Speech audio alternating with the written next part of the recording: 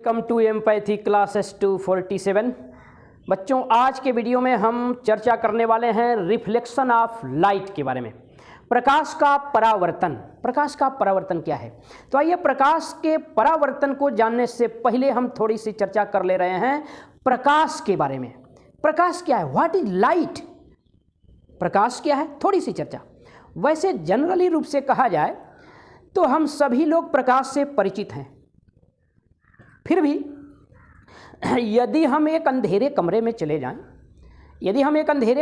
चले जाएं, तो हमारी आंखें खुली रहने पर भी कमरे में रखी वस्तुएं हमें स्पष्ट रूप से दिखाई नहीं देती हैं। हमारी आंखें खुली रहती हैं, फिर भी वस्तुएं हमें दिखाई नहीं देती हैं। इसका मतलब ये हुआ कि किसी भी वस्तु को देखने के लिए, वस्तुओं को देखने के लिए केवल हमारी आंख ही पर्याप्त नहीं है। हमारी आंख के अलावा कुछ और की ज़रूरत है, कुछ और चीज़ की ज़रूरत है वस्तुओं को देखने के लिए। और जिस चीज़ की हमें ज़रूरत है आंखों के अतिरिक्त, वही तो प्रकाश है। वही प्रकाश है। अर्थात प्रकाश वस्तुओं को देखने में हमारी मदद करता है। प्रकाश वस्तुओं को हमें दिखाने में हमारी सहायता करता है, परंतु स्वयं दिखाई नहीं देता, खुद नहीं दिखाई देता। प्रकाश वस्तुओं को देखने में हमारी मदद करता है। तो इस प्रकार प्रकाश के बारे में हम कह सकते हैं कि प्रकाश वह भौतिक साधन अथवा कारण है। प्रकाश वह भौतिक साधन अथवा कारण है जो वस्तुओं को देखने में हमारी सहायता करता है, या जिसकी सहायता से हम वस्तुओं को देख सकते हैं। प्रकाश एक प्रकार की ऊर्जा भी है। तो प्रकाश के बारे में ऐसे भी हम कह सकते हैं कि प्रकाश एक प्रकार की ऊर्जा है जो हमारे दृष्टि ज्ञान को जागृत करता है, प्रोत्साहित करता है, यानी वस्तुओं को देखने के लिए प्रोत्साहित करता है। तो प्रकाश एक प्रकार की ऊर्जा है जो हमारे दृष्टि ज्ञान को जागृत करता है। प्रकाश को, यानी प्रकाशीय ऊर्जा को अभी हम चर्चा किए। प्रकाश एक प्रकार की ऊर्जा भी है। तो प्रकाश को एक रूप से, यानी एक प्रकार की ऊर्जा से दूसरे प्रकार की ऊर्जा में परिवर्तित भी किया जा सकता है, और दूसरे प्रकार की ऊर्जाओं को प्रकाश ऊर्जा में भी परिवर्तित किया जा सकता है। जैसे लोहार हथौड़े से चोट करता है, लोहार हथौड़े से लोहे पे चोट करता है तो चिंगारियां उत्पन्न होती हैं। वहां होता क्या है? यांत्रिक ऊर्जा का रूपांतरण होता है प्रकाश ऊर्जा और ऊष्मीय ऊर्जा के रूप में। यांत्रिक ऊर्जा बदलती है प्रकाश ऊर्जा और ऊष्मीय ऊर्जा के रूप में। तो प्रकाश एक प्रकार की ऊर्जा भी है। प्रकाश एक प्रकार की ऊर्जा है जो हमारे दृष्टि ज्ञान को जागृत करता है। इसे दूसरी ऊर्जा में कन्वर्ट किया जा सकता है, दूसरे रूप में बदला भी जा सकता है। तो ये चर्चा हो गई थोड़ी सी प्रकाश के बारे में। अब आइए थोड़ा सा ये देख लेते हैं, ये प्रकाश हमें मिलता कहाँ से है, प्रकाश प्राप्त कहाँ से होता है, अर्थात इसके सोर्स क्या हैं। सोर्सेस ऑफ लाइट के बारे में देख लेते हैं। प्रकाश स्रोत क्या है? प्रकाश स्रोत। तो प्रकाश स्रोत दो प्रकार के होते हैं। दो प्रकार के प्रकाश स्रोत होते हैं। एक होता है प्राकृतिक स्रोत, प्राकृतिक स्रोत भी हैं प्रकाश के, और दूसरा कृत्रिम स्रोत या मानव निर्मित स्रोत भी हैं प्रकाश के। प्राकृतिक स्रोत में जैसे आपका सूर्य है, तारे हैं, चंद्रमा है, ये नेचुरल सोर्सेस हैं प्रकाश के, प्राकृतिक स्रोत हैं। कृत्रिम स्रोत जैसे आपकी लालटेन है, ट्यूबलाइट, विद्युत बल्ब है, तो ये आपके कृत्रिम स्रोत हैं प्रकाश के। विद्युत बल्ब है, लालटेन है, मोमबत्ती है, ये कृत्रिम स्रोत है। तो ये स्रोत है कि हो गए प्रकाश के। अब आइए थोड़ा सा आगे अब देख लेते हैं प्रदीप्त और अदीप्त वस्तुएं क्या होती हैं। प्रदीप्त तथा अदीप्त वस्तुएं, प्रदीप्त तथा अदीप्त वस्तुएं ये क्या होती हैं भाई?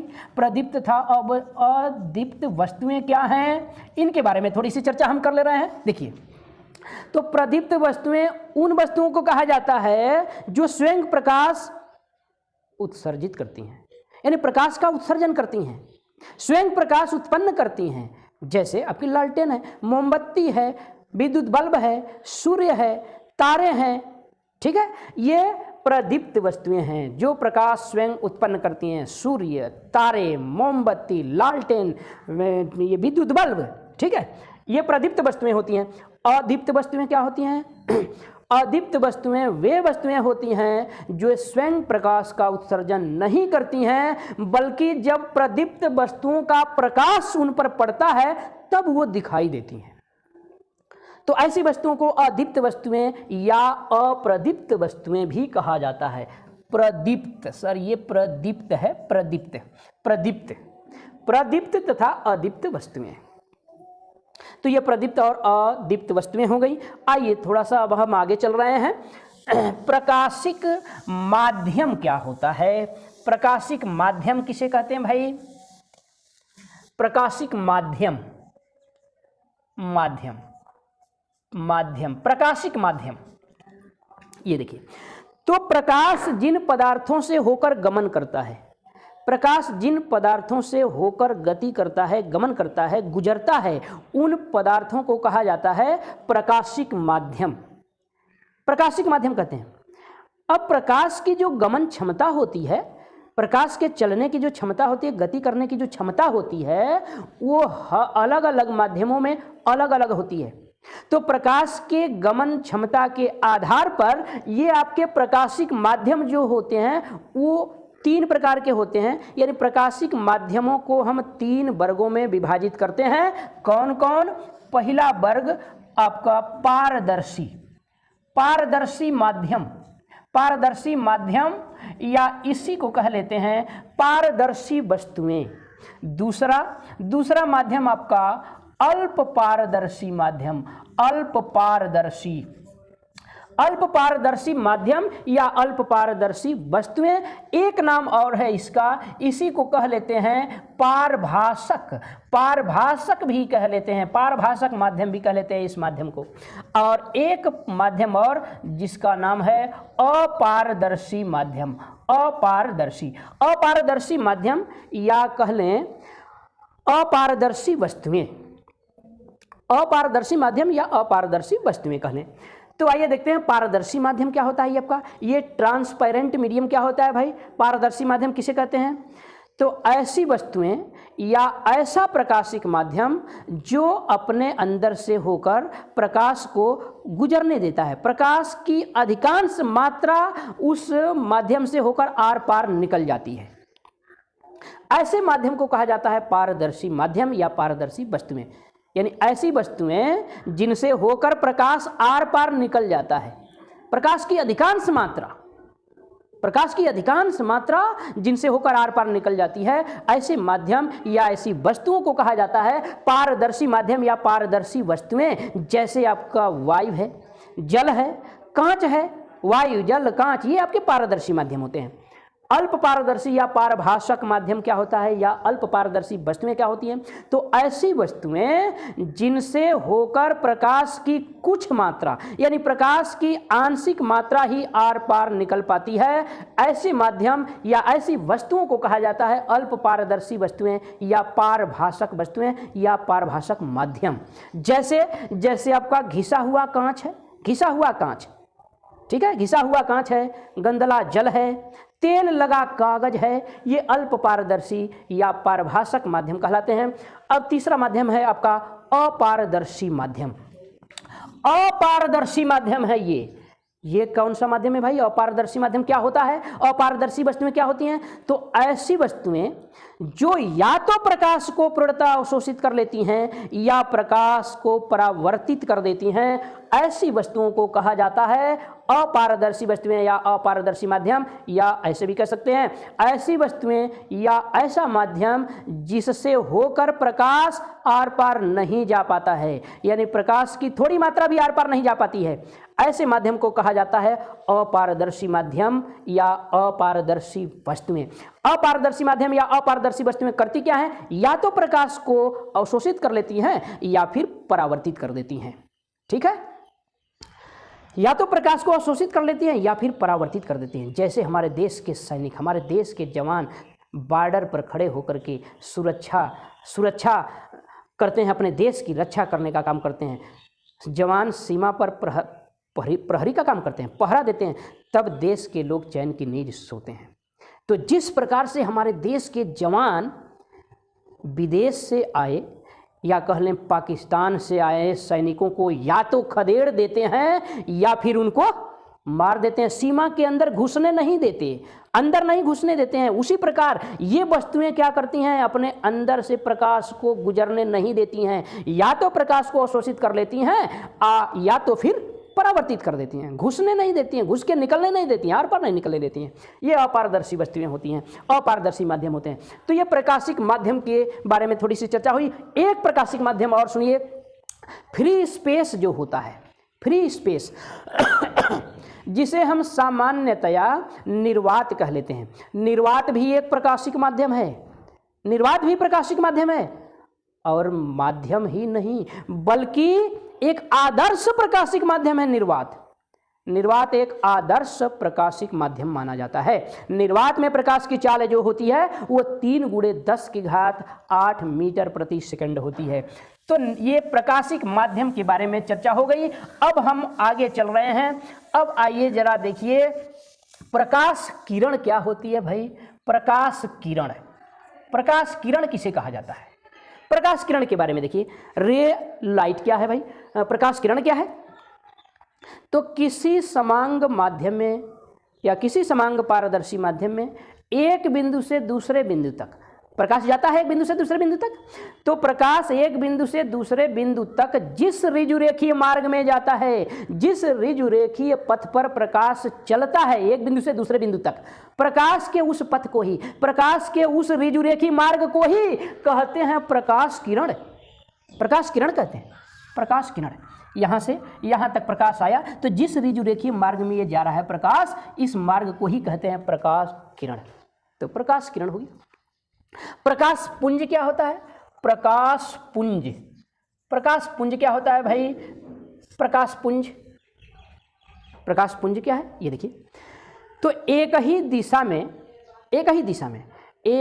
दिशा में गति करने वाली या एक ही दिशा में जाने वाली प्रकाश किरणों के समूह को, एक ही दिशा में जाने वाली प्रकाश किरणों के समूह को प्रकाश पुंज कहते हैं। ये देखिए, ये किरणों का समूह हो गया, तो किरणों के समूह को प्रकाश पुंज कहते हैं। एक ही दिशा में गमन करने वाली किरणों के किरणों के समूह को प्रकाश पुंज कहते हैं।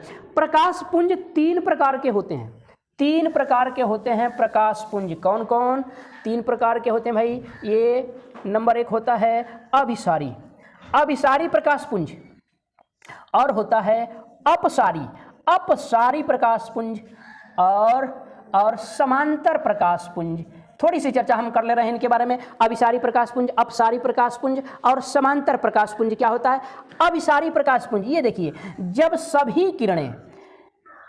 सभी प्रकाश की किरणें किसी एक ही बिंदु पर मिलती हैं या कह लें एक ही बिंदु पर मिल रही होती हैं, ये देखिए, ये प्रकाश किरणें, जब सभी प्रकाश किरणें एक ही बिंदु पर मिल रही होती हैं तो ऐसे प्रकाश पुंज को कहा जाता है अभिसारी प्रकाश पुंज। अपसारी क्या है? अपसारी ये है, ये देखिए, ये अपसारी है, ये अपसारी।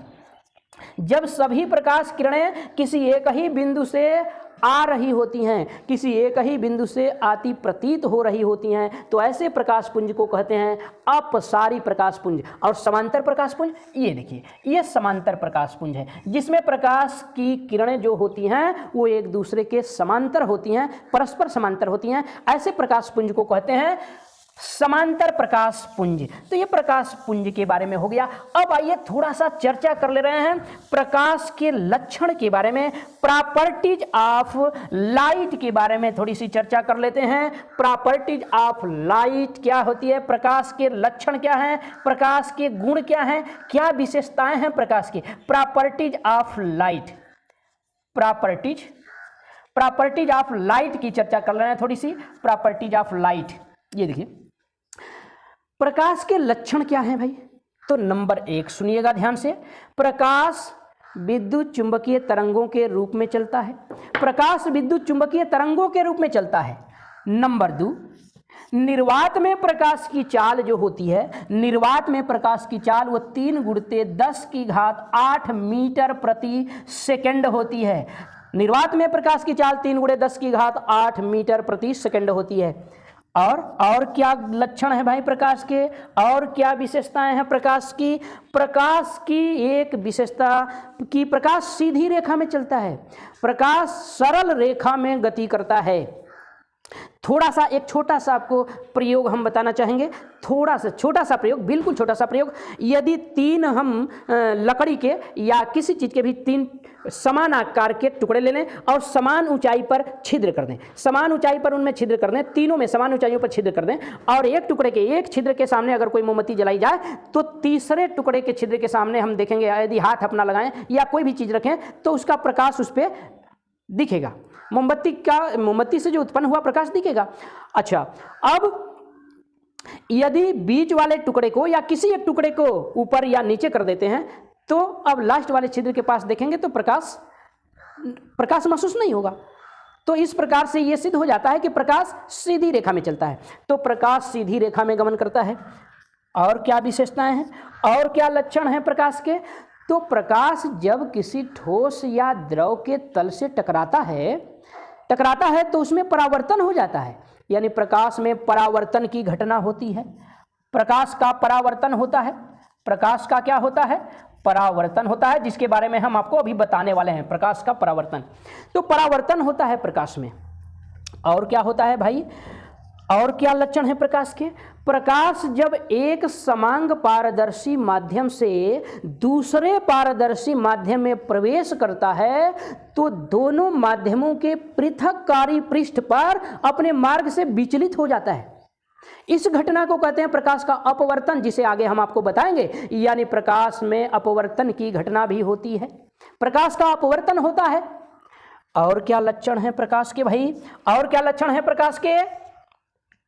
और क्या लक्षण है प्रकाश के? दृश्य प्रकाश की जो तरंग दैर्ध्य होती है, दृश्य प्रकाश की तरंग दैर्ध्य, इसकी परास जो होती है वो 3900 एंगस्ट्राम से लेकर के 7800 एंगस्ट्राम तक होती है। यानी दृश्य प्रकाश की तरंग दैर्घ्य 3900 एंगस्ट्राम से 7800 एंगस्ट्राम तक होती है। और क्या लक्षण है प्रकाश के? प्रकाश जो है तरंगों का लाक्षणिक गुण भी प्रदर्शित करता है, अर्थात प्रकाश में विवर्तन, ध्रुवण भी होता है। यह भी लक्षण है प्रकाश के। तो ये प्रॉपर्टीज ऑफ लाइट के बारे में हो गया, प्रॉपर्टीज ऑफ लाइट के बारे में चर्चा हो गई, प्रकाश के लक्षण के बारे में चर्चा हो गई। अब आइए हम शुरू कर रहे हैं। अब हम आपको बताने जा रहे हैं प्रकाश का परावर्तन क्या है। प्रकाश का परावर्तन, प्रकाश का परावर्तन, reflection of light, reflection of light. ध्यान से सुनिएगा। अभी हम परावर्तन की चर्चा यहाँ भी किए हैं, जब आपको हम प्रॉपर्टीज ऑफ लाइट बता रहे थे तो इसमें भी प्रकाश की परावर्तन की चर्चा हुई है, रिफ्लेक्शन ऑफ लाइट की चर्चा हम किए हैं। क्या किए हैं कि प्रकाश जब किसी ठोस या द्रव के तल से टकराता है या ठोस या द्रव के तल पर पड़ता है तो उसका परावर्तन हो जाता है। इसी घटना को तो कहते हैं प्रकाश का परावर्तन। तो एक वाक्य में ऐसे हम कह सकते हैं कि प्रकाश का किसी चिकने या पालिशदार तल से टकराकर पुनः उसी माध्यम में, यानी जिस माध्यम से प्रकाश आता है, पुनः उसी माध्यम में वापस लौट जाने की घटना को कहते हैं प्रकाश का परावर्तन। तो ये रहा प्रकाश का परावर्तन। अब हम आइए आपको समतल दर्पण के द्वारा प्रकाश का परावर्तन दिखाने जा रहे हैं। माना M1 M2 ये एक समतल दर्पण है। माना M1 M2 एक समतल दर्पण है। ये हम आपको इसलिए दिखा रहे हैं क्योंकि परावर्तन से संबंधित कुछ चीजें, कुछ परिभाषाएं हम आपको बताएंगे। जैसे आपतित किरण किसे कहते हैं, क्या होती है आपतित किरण, परावर्तित किरण क्या होती है, आपतन बिंदु क्या होता है, परावर्तक पृष्ठ किसे कहा जाता है, अभिलंब क्या होता है, आपतन कोण किसे कहते हैं, परावर्तन कोण क्या होता है। ये सारी परिभाषाएं हम आपको बताने वाले हैं। इसलिए हम आपको दिखा रहे हैं समतल दर्पण द्वारा प्रकाश का परावर्तन। हम मान ले रहे हैं कि ये यम1 यम2 ये आपका एक समतल दर्पण है, जिसका ये नीचे वाला जो पृष्ठ है इस पृष्ठ पर कलई की हुई है, और ऊपर वाला पृष्ठ जो है ये परावर्तक पृष्ठ का काम करेगा। परावर्तक पृष्ठ है। परावर्तक पृष्ठ किसको कहते हैं? जिस पृष्ठ से प्रकाश का परावर्तन होता है उस पृष्ठ को कहते हैं परावर्तक पृष्ठ। अब आइए एक प्रकाश की किरण हम ले रहे हैं, मान ले रहे हैं ये ए भी एक प्रकाश की किरण है जो समतल दर्पण के परावर्तक पृष्ठ के किसी भी बिंदु बी पर आपतित हो रही है। इस किरण का नाम है ए बी। तो ए बी एक प्रकाश की किरण है जो समतल दर्पण के परावर्तक पृष्ठ के बिंदु बी पर आपतित होती है, बिंदु बी पर गिरती है, बिंदु बी पर पड़ती है। अब पड़ने के बाद, गिरने के बाद होता क्या है? इस परावर्तक पृष्ठ से, भाई परावर्तक पृष्ठ है, परावर्तन करेगा। यहां से ये अपने ही माध्यम में, जिस माध्यम से आई थी वायु माध्यम में चल के आई है, वायु में ही वापस लौट जाती है। ऐसे लौट जाएगी, ऐसे लौट जाएगी। इस किरण का नाम हम रख ले रहे हैं बीसी। तो ए बी किरण जो आपतित हो रही है समतल दर्पण के परावर्तक पृष्ठ पर, परावर्तन के पश्चात ये बीसी दिशा में वापस लौट जाती है, बीसी दिशा में वापस लौट जाती है। अब यदि परावर्तक पृष्ठ के बिंदु बी पर तल के लंबवत, परावर्तक पृष्ठ के लंबवत अगर एक रेखा हम खींच दें तो ये रेखा परावर्तन के संदर्भ में अभिलंब कहलाएगी। इस रेखा को हम कहते हैं अभिलंब। क्या कहते हैं? अभिलंब कहते हैं। जो प्रकाश की किरण परावर्तक पृष्ठ पर पड़ रही है, गिर रही है, टकरा रही है आकर के, इस प्रकाश किरण को कहते हैं आपतित किरण। क्या कहते हैं? आपतित किरण कहते हैं। परावर्तन के पश्चात जो प्रकाश किरण वापस लौटती है इस प्रकाश किरण को कहते हैं परावर्तित किरण। ये आपकी परावर्तित किरण कहलाती है, परावर्तित किरण। आपतित किरण परावर्तक पृष्ठ के जिस बिंदु पर पड़ती है इस बिंदु को कहा जाता है आपतन बिंदु। ये आपका आपतन बिंदु है, बिंदु बी आपतन बिंदु है। आपतन बिंदु पर दर्पण के लंबवत एक रेखा जो हम ऊपर खींचे हुए हैं, इस रेखा का नाम हम रख दे रहे हैं, मान लीजिए बीएन है। इस रेखा को कहते हैं अभिलंब, जैसा कि यह पहले से हम नाम लिख चुके हैं, अभिलंब कहते हैं। आपतित किरण और अभिलंब के बीच बने कोण को, इस कोण को कहा जाता है आपतन कोण। आपतन कोण कहते हैं जिसे आई से प्रदर्शित कर लेते हैं, आपतन कोण आई कहते हैं। परावर्तित किरण और अभिलंब के बीच बने कोण को परावर्तन कोण आर कहते हैं। परावर्तन कोण है ये, परावर्तन कोण, इसे आर से प्रदर्शित कर लेते हैं, परावर्तन कोण आर है ये। तो इस प्रकार ये समतल दर्पण द्वारा रहा प्रकाश का परावर्तन। एक बार जल्दी से, थोड़ा तेजी से हम पुनः इनकी चर्चा कर दे रहे हैं। तो देख रहे हैं जैसा कि M1 M2 एक समतल दर्पण है आपका। एक प्रकाश की किरण ए बी, प्रकाश की किरण ए बी समतल दर्पण के परावर्तक पृष्ठ के बिंदु बी पर आपतित होती है। तो जो प्रकाश किरण समतल दर्पण पर पड़ रही है, ये पड़ती है, गिरती है, समतल दर्पण के परावर्तक पृष्ठ से टकराती है, इस किरण को कहते हैं आपतित किरण। परावर्तन के पश्चात जो प्रकाश किरण वापस लौटती है उसे कहते हैं परावर्तित किरण। आपतित किरण समतल दर्पण के जिस बिंदु पर आपतित होती है, जिस बिंदु पर पड़ती है, उस बिंदु को कहते हैं आपतन बिंदु। आपतन बिंदु पर दर्पण के लंबवत खींची गई रेखा को कहते हैं अभिलंब। आपतित किरण और अभिलंब के बीच बने कोण को कहते हैं आपतन कोण। परावर्तित किरण और अभिलंब के बीच बने कोण को कहते हैं परावर्तन कोण। तो ये रहा प्रकाश का परावर्तन। अब आइए देख लेते हैं प्रकाश के परावर्तन के नियम। परावर्तन के नियम क्या हैं? परावर्तन के नियम, प्रकाश के परावर्तन के नियम। तो दो नियम है प्रकाश के परावर्तन के। नंबर एक सुनिए, नंबर एक ये है, ये जो चीजें आप देख रहे हैं प्रकाश का परावर्तन, जिसमें आपतित किरण है, परावर्तित किरण है, आपतन बिंदु पर अभिलंब है, तो ये कहीं भी रहेंगे तो साथ साथ रहेंगे, कहीं भी रहेंगे तो साथ साथ रहेंगे, जिस तल में भी रहते हैं साथ साथ रहते हैं। तो बस यही आपका पहला नियम है। आपतित किरण, परावर्तित किरण और आपतन बिंदु पर अभिलंब तीनों एक ही तल में होते हैं, एक ही तल में होते हैं। ये एक तरह से समझिए कि गाय और बछड़े की तरह है। गाय बछड़े से अलग नहीं हो सकती, बछड़ा गाय से अलग नहीं हो सकता। दोनों एक दूसरे की अनुपस्थिति में व्याकुल हो जाते हैं, एक दूसरे के लिए व्याकुल हो जाते हैं, परेशान हो जाते हैं। तो गाय और बछड़े साथ साथ रहते हैं। उसी प्रकार ये कहीं भी रहेंगे, किसी भी तल में रहेंगे, साथ साथ रहते हैं। यही प्रकाश का परावर्तन का पहला नियम है। आपतित किरण, परावर्तित किरण तथा आपतन बिंदु पर अभिलंब तीनों एक ही तल में होते हैं। दूसरा नियम ये है, ये जो कोण है इस कोण के या ये वाला इस कोण के, यानी दोनों कोण आपस में बराबर होते हैं, यानी आपतन कोण और परावर्तन कोण आपस में बराबर होते हैं। ये रहा प्रकाश के परावर्तन के दो नियम। ठीक है, तो बस आज की क्लास बच्चों यहीं तक। आगे फिर हम मिलेंगे अगली वीडियो में। आगे जो कुछ भी होगा अगली वीडियो में फिर हमारी आपसे मुलाकात होगी। तब तक के लिए thank you very much for watching this.